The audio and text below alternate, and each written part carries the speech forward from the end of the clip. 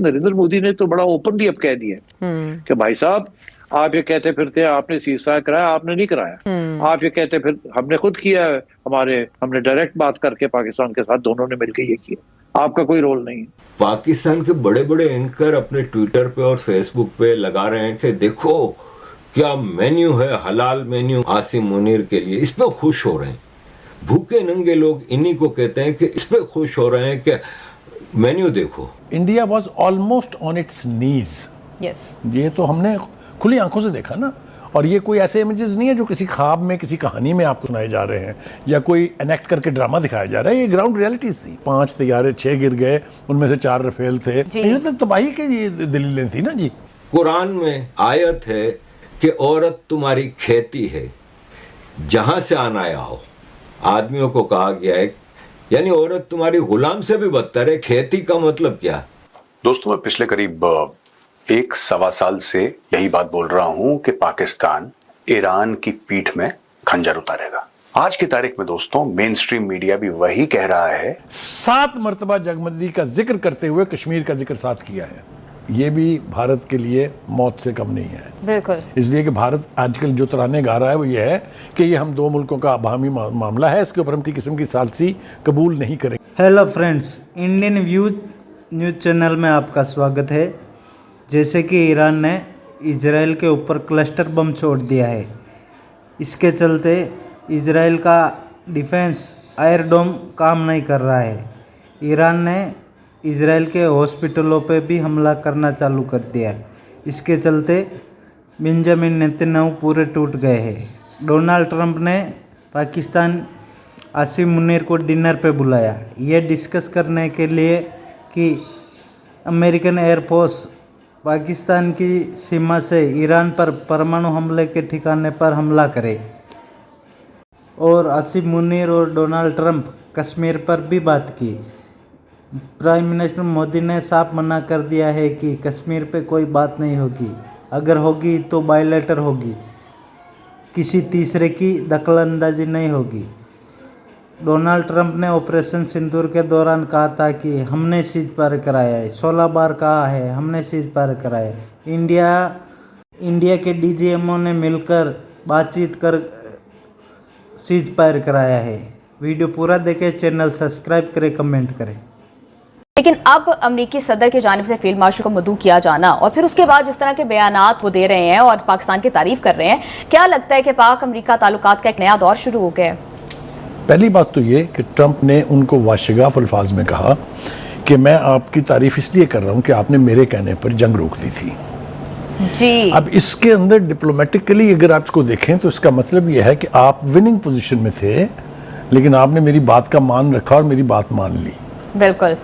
ये आपको स्टेट कर देता है कि वो 5 रोज़ा जंग जो हमने भारत के साथ लड़ी उसमें भारत का क्या हाल था जी।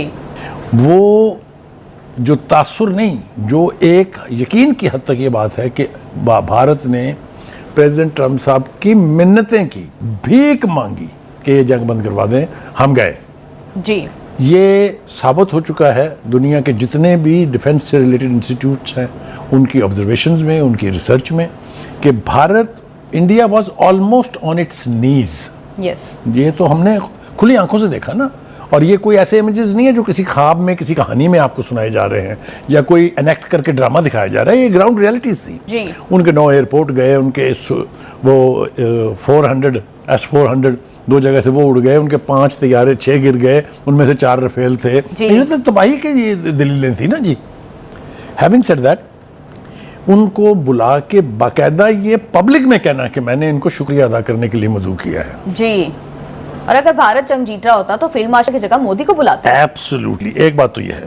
अच्छा, अब इसके अंदर 2 बातें और ट्रंप की जानिब से किया जाना, जिसको ये समझा जाता है कि बड़ा एरोगेंट है। एब्सोल्युटली, लेकिन आप देखिए इसमें बहुत सारे पहलू हैं इस गुफ्तगू में जी।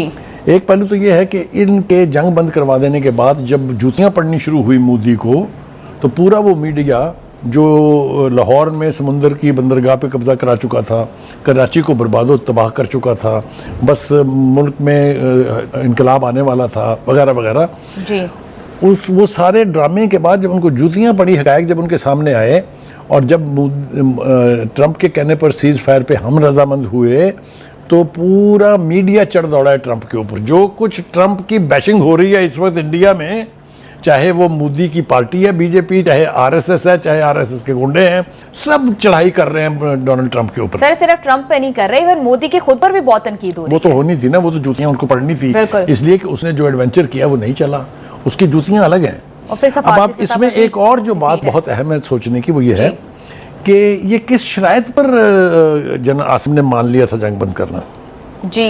तो आइए हम ट्रंप के उस बयान की तरफ चलते हैं जिसमें उन्होंने कहा कि मसला कश्मीर के ऊपर मैं सालसी के लिए तैयार हूं। हमने ट्रंप से कहा था कि हम जंग बंद कर रहे हैं आपके कहने पर, लेकिन ये जंग हुई क्यों है? The core issue is Kashmir.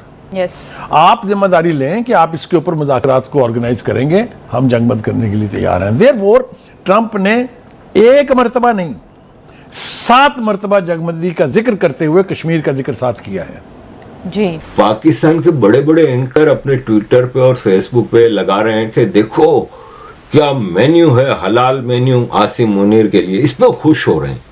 भूखे नंगे लोग इन्हीं को कहते हैं कि इस पे खुश हो रहे हैं कि मेन्यू देखो। और जो आसिम मुनीर ने पेश किया वो तो सब कुछ ही था ना, थाली में रख के सब कुछ पेश किया। ईरान चाहिए माई बाप, क्या करना है ईरान का बताएं? आयतुल्ला को मारना है, मार देते हैं। ट्रंप से लंच से एक दिन पहले शाम को एक प्रोग्राम में आसिम मुनीर ने स्पीच करते हुए कहा कि अमेरिका यूक्रेन से सिर्फ 400-500 बिलियन डॉलर के मिनरल्स के एग्रीमेंट के लिए मरा जा रहा है, जबकि हमारे पास $1 ट्रिलियन के मिनरल्स मौजूद हैं। अगर अमेरिका सरमाई करे तो हर साल 10 से 15 बिलियन डॉलर का फायदा हो सकता है। यानी पूरा पाकिस्तान पेश कर रहा है थाली में कि पता है कि ट्रंप एक लालची इंसान है, ज़ाहिर है वो बिजनेसमैन है, बिलियनर है, और सारी जिंदगी मतलब अभी इसने कतर जाके ये बकवास की थी ना कि मैं तो सोने के गोल्ड की टॉयलेट पे बैठ के टॉयलेट करता हूँ। तो उस आदमी की लालच या उसका जो हिसाब किताब है उसको जहन में रखते हुए उसने सारी चीज़ें पेश की कि ये लो मिनरल्स, ये लीजिए, आपको चाहिए एयरबेस ईरान पे हमले करने के लिए, ये लीजिए एयरबेस भी आपके पास ऑलरेडी है ही ना माई बाप, आप तो यूज़ कर रहे हो। पाकिस्तान तो कुरान में है, कुरान में आयत है कि औरत तुम्हारी खेती है, जहाँ से आना आओ। आदमियों को कहा गया है, यानी औरत तुम्हारी गुलाम से भी बदतर है। खेती का मतलब क्या कि जब मर्जी आए खेती को उजाड़ दो, जब मर्जी आए खेती को बसा दो। तो इसी तरह अगले ज़मानों में कोई कुरान होगा, उसमें बताया जाएगा कि पाकिस्तान अमेरिका की खेती थी, जहाँ से मर्जी आती थी अमेरिका आता था। तो माई बाप को सब कुछ तो पेश कर दिया, और माई बाप को कहा कि सर आपके लिए मैं अपने पर्सनली एक चीज़ लाया हूँ। वो खुश हो गया कि सोने की घड़ी या पता नहीं क्या लाया होगा। उसने कहा सर मैं आपको नोबेल पीस प्राइज के लिए नॉमिनेट करता हूँ। इतना कुछ ऑफर कर दिया। और सबसे बड़ी बात यह है कि डेमोक्रेसी का सबसे बड़ा ठेकेदार अमेरिका का प्रेसिडेंट एक कंट्री के आर्मी चीफ के साथ बैठ के सारे बकवासियात कर रहा है, सब कुछ कर रहा है।